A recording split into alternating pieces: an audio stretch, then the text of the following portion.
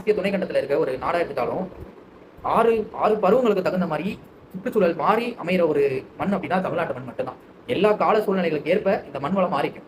வெயில் அடிச்சா சூடாகும், மழை பெஞ்சா குளிராகும், பனி பெஞ்சாலும் குளிராகும். இப்படி தன்மைகளை தனக்கு ஏற்ற மாதிரி மாத்திக்கிற ஒரு தன்மையுடைய மண் இந்த தமிழ்நாட்டு மண். இந்த மண்ணில் மொழிக்காக நிறைய பேர் உயிர் விட்டுருக்காங்க, இனத்துக்காக நிறைய பேர் உயிர் விட்டுருக்காங்க. அப்படி உயிர் விட்டுமே ஆனால் இன்ன வரையும் இந்த தமிழ் தேசிய இனம் அடிமையா இருக்கு. யார்கிட்ட அடிமையா இருக்கு அப்படின்னு கேட்டீங்கன்னா திராவிடத்திட்ட அடிமையா இருக்கு.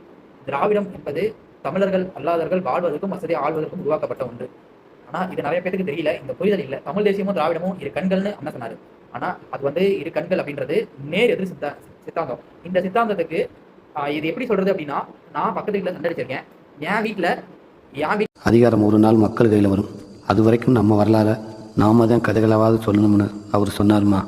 நம்ம கேட்டு வளர்ந்த கதைங்க தான் ஒவ்வொரு தலைமுறையையும் உருவாக்குது.